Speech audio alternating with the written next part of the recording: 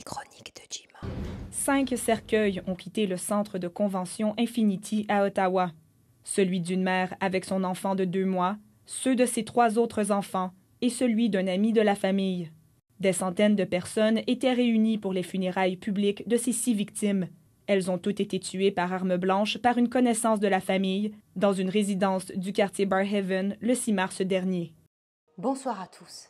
Avant de commencer, je vous invite à vous installer confortablement. Prenez donc une boisson chaude, que ce soit un thé, un café ou même un chocolat chaud. Assurez-vous que vous êtes dans un endroit très calme où vous pourrez clairement vous concentrer sur l'histoire et si possible, tamisez ou éteignez toutes les lumières afin de vous plonger complètement dans cette histoire. Nous allons commencer la toute première chronique de Jima avec une histoire qui a bouleversé le Canada. Et c'est parti pour le tout premier fait divers.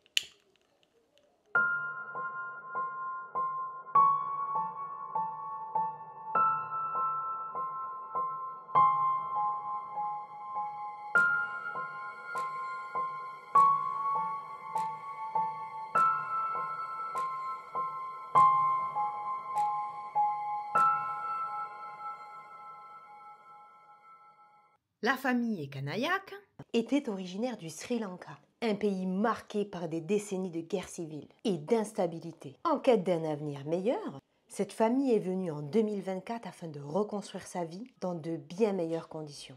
La mère, âgée de 35 ans au moment des faits, était décrite comme une femme dévouée pour ses 4 enfants, ainsi qu'au bien-être de toute sa famille. Les enfants, eux, étaient âgés de 2 mois, 2 ans, 4 ans et 7 ans pour l'aîné. La communauté les voyait comme des enfants modèles, innocents et choyés par leurs proches. Et puis, il y a un ami de la famille qui est venu avec eux du Sri Lanka. Il était âgé de 40 ans. Arrivé au Canada, il les a accompagnés et il jouait un rôle très important dans la vie quotidienne de la famille Ekanayak. La famille était donc arrivée au Canada dans l'espoir de se construire une vie et de s'offrir un meilleur avenir pour leur enfant. S'installer dans un nouveau pays était un défi pour toute la famille. Et pour leur ami, bien évidemment. Mais c'était aussi une source d'espoir. Comme beaucoup de familles migrantes, ils auront donc dû faire face à des ajustements culturels et économiques tout en s'intégrant à la nouvelle vie qui leur attend au Canada. La famille et cet ami vivaient donc dans le quartier de Barrhaven, à Ottawa. Le père, qui lui aussi est arrivé du Sri Lanka avec toute sa famille, a dû travailler d'arrache-pied pour subvenir aux besoins de cette dernière. Tandis que la maman s'occupait des enfants, leur ami de 40 ans proche de la famille jouait quant à lui un rôle de soutien, possiblement aidant à la transition et à maintenir des liens culturels et communautaires. Donc là, à ce moment-là, il va y avoir 7 personnes dans cette histoire. Il va y avoir donc la maman de 35 ans qui s'occupe de ses enfants, le papa qui travaille d'arrache-pied, les 4 enfants de 2 mois, 2 ans, 4 ans et le petit garçon de 7 ans, qui est lui l'aîné, bien évidemment, ainsi que le meilleur ami qui est venu avec la famille depuis le Sri Lanka pour s'installer au Canada. Et c'est donc dans ce groupe d'amis-famille qu'il va y avoir une énième personne qui va intégrer la maison qui va s'appeler Febrio. Et cette personne qui s'appelle Febrio est une personne qui va faire un Erasmus et qui va arriver dans cette famille pour pouvoir en fait travailler sur place, faire des études et s'épanouir comme pourrait le faire un étudiant international par exemple. Donc la famille va accueillir Febrio au sein de la famille pour pouvoir lui laisser une chance. En fait, ils vont aider une personne de leur communauté. Donc ça, c'est hyper gentil de leur part. Ils vont l'accueillir comme une personne de la famille. Et c'est dans cet excès de bonté que malheureusement le rêve canadien s'est brutalement interrompu dans la nuit du 6 au 7 mars 2024. Donc très rapidement après leur arrivée au Canada. Et lors de cette tragédie, les 6 victimes, qui sont donc la mère, les 4 enfants et le meilleur ami, ont été tués à leur domicile. Seul le père, grièvement blessé, a survécu à cette tuerie de masse. Nous sommes donc à Ottawa, dans le quartier de Barrhaven. C'est le 6 mars 2024, une soirée typiquement canadienne. Il neige doucement, le vent souffle légèrement et la plupart des résidents sont chez eux, au chaud, profitant d'une soirée bien tranquille avec leur famille. Mais derrière les murs d'une ordinaire maison, de la rue Berrigan Drive, une tragédie indescriptible est sur le point de se produire. À 23h, des cris déchirent le silence de la nuit. Un homme ensanglanté sort de chez lui, tambourinant à la porte de ses voisins, criant désespérément « Appelez la police, aidez-moi ». Il ne s'agit pas d'un simple accident, non, ni d'une dispute de voisinage. Ce que les secours vont découvrir en passant les portes de la maison dépasse l'imagination. Une découverte clairement macabre. Les policiers arrivent rapidement, accompagnés d'ambulanciers. Ils entrent dans la maison et le hall d'entrée est couvert de traces et de lutte. Dans cette maison, il y a une odeur métallique, emplie de sang.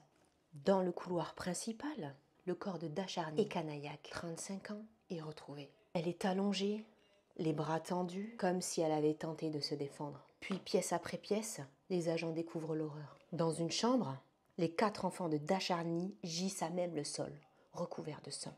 Inuka, le plus âgé de 7 ans, semble avoir voulu protéger ses 3 sœurs.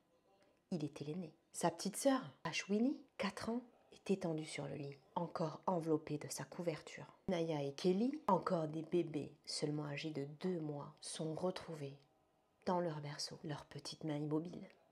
À côté de ça, un autre adulte, Gamini Amarakun, ami de la famille proche, est retrouvé quant à lui dans le salon. Il a manifestement lui aussi tenté d'intervenir, mais il n'a pas eu de chance face à son agresseur. Et chose totalement incroyable, le suspect est découvert dans la maison, au moment de la fouille des forces de l'ordre. Il est assis calmement sur un lit, un couteau ensanglanté posé à même ses pieds. Il s'appelle Febrio des Oissa. Et chose totalement effrayante, il ne résiste absolument pas à son arrestation. Qui était la famille et le tueur?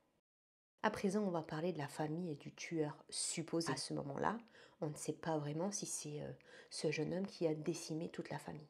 Concernant la famille, il s'agissait d'une famille pleine d'espoir. Darshani et toute sa famille venaient simplement de s'installer au Canada après avoir quitté le Sri Lanka, un pays marqué par des décennies de guerre civile.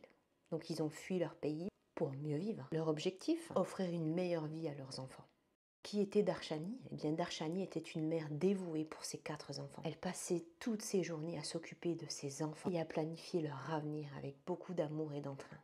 Inuka, son aîné, était hyper curieux et il posait énormément de questions sur tout, comme par exemple pourquoi la neige est blanche, maman, puisque lui n'avait jamais vu de neige, et pourquoi les étoiles brillent. Des questions d'enfant finalement. Et quant à Ashwini, elle adorait clairement dessiner. C'était une enfant pleine d'entrain. Ses petits gribouillages ornaient les murs de toute la cuisine. Et que peut-on dire des petites jumelles de seulement 2 mois? Eh bien, elles venaient à peine de commencer de vivre, de sourire et de gazouiller. Elles apportaient clairement de la joie et du bonheur dans cette famille. Le père, quant à lui, s'appelait Danushka. Il travaillait très dur pour subvenir aux besoins de toute sa famille. Il était employé de nuit et lorsqu'il y avait des événements, bien évidemment, il n'était pas chez lui. Et à ce moment-là, en fait, il y a eu un invité qui était troublant au sein de cette famille. Et cet invité s'appelle Febrio. Febrio, qui était-il? Il était un étudiant international, originaire lui aussi du Sri Lanka. Et les Ekanayak, donc la famille, l'a accueilli les bras ouverts, comme quelqu'un de leur famille, avec beaucoup de générosité, d'entrain et d'amour. Mais tout ne s'est pas passé comme il était prévu. Febrio avait quitté ses études quelques mois auparavant ce drame. Et sa vie était vraiment pleine d'échecs successifs. Il s'était clairement renfermé sur lui-même et il passait toutes ses journées dans sa chambre, enfermé dans le noir, plongé dans ses idées les plus sombres. Et là, clairement, au sein de la famille, des tensions ont commencé à se faire sentir et c'est normal. Tu accueilles une personne chez toi et la personne commence à s'enfermer dans une chambre, dans le noir. On peut vraiment se poser des questions à ce moment-là. Le père de famille, en fait, clairement commençait à se plaindre du comportement de Febrio parce qu'il ne respectait pas les règles de la maison, tout simplement. Et que Febrio devenait de plus en plus distant, sauvage, et il avait une attitude négative devant les enfants. À 19 ans, Febrio portait un énorme fardeau sur ses épaules. Ses parents étaient restés au Sri Lanka et il y pensait énormément. Et ces derniers comptaient vraiment sur lui pour pouvoir s'en sortir. Mais Febrio se sentait clairement piégé puisqu'il accumulait tous les échecs, que ce soit scolaire, amoureux et personnel. Et il s'est retrouvé clairement incapable de répondre aux attentes de ses parents qui, eux, étaient restés au Sri Lanka. Quelques mois sont passés et le jour du crime est arrivé. Donc là, on va parler du jour du crime, vu par le tueur, la descente dans l'horreur. Il est 22h, la maison est très calme et les enfants dorment profondément. Darshani est probablement dans le salon, on n'a pas plus d'infos à ce sujet. Et dans le sous-sol, Febrio continue à broyer du noir. Tout s'accumule dans sa tête. Ses échecs scolaires, la pression familiale, les tensions avec la famille de Darshani, et tout à coup une colère monte en lui, alimentée par un sentiment d'injustice. À ce moment-là, il se demande pourquoi cette famille a l'air si heureuse, alors que lui, il est dans le déclin, enclin à avoir une vie sombrée dans les ténèbres, puisqu'il ne vérifie rien. Pourquoi à ce moment-là, sa vie à lui s'effondre-t-elle, alors qu'il a tout donné pour réussir? Pourquoi vit-il cette injustice? Imprégné d'une jalousie extrême face à cette famille qu'il a accueillie, il se saisit d'un couteau dans la cuisine qui se trouve au sous-sol, puisqu'il y a deux cuisines. Une cuisine à l'étage pour la famille et une cuisine au sous-sol qui a été aménagée pour Faibrio, exclusivement. Et ce qui se passe ensuite reste totalement flou. Voici ce que les enquêteurs pensent. Alors à ce moment-là, il va y avoir une première attaque. Et Darshani est clairement la première victime. Elle est surprise par Faibrio dans le couloir. Peut-être a-t-elle tenté de le calmer, de lui parler, de le raisonner. Je rappelle que Darshani était la mère de famille. Mais il l'attaque sans hésitation avec le couteau qu'il a saisi précédemment dans la cuisine qui se trouvait au sous-sol. Et là, les coups de couteau étaient sans fin. Du sang sur les murs, sur le sol, sur Darshani et sur Faibrio bien évidemment. L'acte était prémédité et sanglant. Et il était surtout d'une barbarie extrême. Il a déversé toute sa colère sur Darshani, toute sa jalousie et sa mauvaiseté. Concernant les enfants, Inuka est réveillé par le bruit. Donc Inuka est l'aîné, je le rappelle. Il se lève et se dirige directement vers la chambre de sa petite sœur qui a 4 ans. Mais il est intercepté. Faibrio le tire par les cheveux, le plaque au sol. Et malheureusement, les plus jeunes enfants sont trop petits pour comprendre ce qui se passe. Et Faibrio ne leur laisse aucune chance. Gamani Amarakun, un ami de la famille qui, je rappelle, est logé aussi par la famille, Gamani entend des bruits bien étranges, comme si quelque chose de très lourd était tombé à même le sol. Il entend des cris d'enfants, des cris de son ami, et il se dit que ce n'est pas normal ce qui se passe au premier étage. Il sort donc de la chambre, essoufflé, époustouflé par ce qu'il vient de voir. Car oui, du sang est présent sur les murs, sur les enfants qui ne bougent plus, et son ami qui se retrouve au bout du couloir, à même allongé, avec plus aucun bruit. Et c'est à ce moment-là que Faibrio sort d'une des pièces où il s'était enfermé, et il prend à présent pour cible Gamani, qui est lui aussi égoïste comme les autres. À présent, le père de famille n'est pas chez lui. Tout le monde est allongé à même le sol, du sang est présent. Il y a une boucherie qui est clairement inimaginable. Et c'est à la fin de cette boucherie humaine que le père de famille rentre enfin du travail. Et il découvre l'impensable. Il essaye de réanimer sa femme, ses enfants et son ami. Il essaye, mais en vain. Et c'est à présent que Faibrio sort d'une des autres pièces dans laquelle il était resté dans le noir. Et il surgit avec son couteau et se met à planter. Lui aussi, le père de famille, qui parvient malgré tout à s'échapper et à demander de l'aide.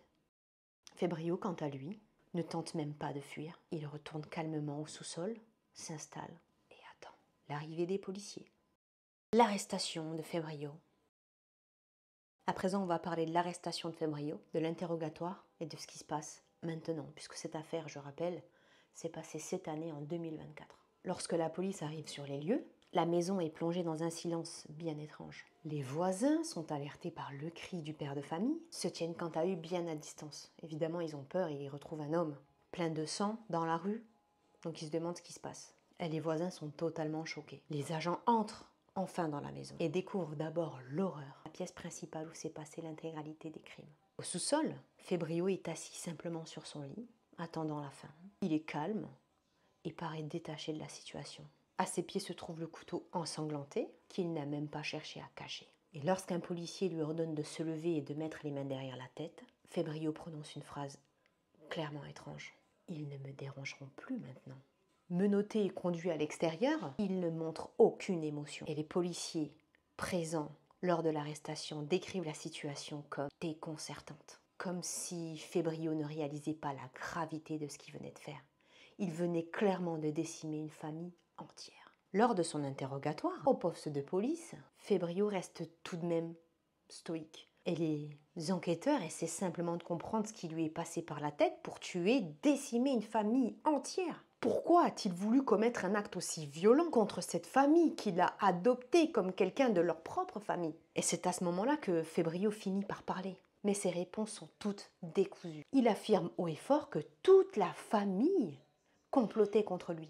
Et il évoque des tensions imaginaires, comme par exemple, Darshani voulait clairement me faire partir. Elle m'espionnait. Et les enfants se moquaient de moi. Et je ne l'ai pas supporté. Voilà ce qu'il a dit aux enquêteurs. Et là, les forces de l'ordre se rendent compte que Faibrio semble totalement détaché de la réalité. Febrio montre des signes de paranoïa, mais aussi une profonde rancune et jalousie envers cette famille qu'il a pourtant tant aidée. Des experts de la santé mentale sont appelés pour évaluer son état psychologique. Ces experts concluent qu'il souffre de troubles très graves, probablement exacerbés par son isolement social et ses échecs scolaires. Donc tout le monde est décimé, sauf un. Il y a un survivant qui est le père de famille, qui, je rappelle, a réussi à s'échapper des griffes de Febrio. À présent, ce père de famille, il est clairement brisé, et pendant l'interrogatoire en fait de Febrio, Danushka est hospitalisé. Il a subi plusieurs blessures qui étaient très graves en tentant de protéger toute sa famille. Physiquement, il a survécu au drame, mais mentalement, il est mort à cette date où toute sa famille s'est envolée. Dans les jours qui suivent, le père de famille organise les funérailles de sa femme et de ses 4 enfants, ainsi que de son meilleur ami d'enfance. La communauté sri-lankaise d'Ottawa se mobilise pour lui apporter un soutien moral ainsi qu'un soutien financier. Cet homme qui est parti du Sri Lanka pour changer de vie et apporter que du bonheur, de la gaieté et de l'éducation à ses enfants se retrouve tout seul, finalement. Et cet homme a tellement été détruit par ce qui s'est passé qu'il a quitté son emploi à Ottawa et qu'il est reparti au Sri Lanka pour chercher tout simplement du réconfort auprès de sa famille qui est encore là-bas. Mais à présent, les souvenirs le hantent. Comment vivre avec cette peine constante? Ça va être très compliqué pour lui. Il raconte dans une interview dans un média social, ça ce sont ses paroles. Chaque nuit, je revois leur visage et je me demande ce que j'aurais pu faire pour tous les sauver. Aujourd'hui, Danushka vit seule dans un appartement très modeste. Il est suivi par des psychologues, mais des blessures émotionnelles restent très profondes. Et que devient Febrio aujourd'hui?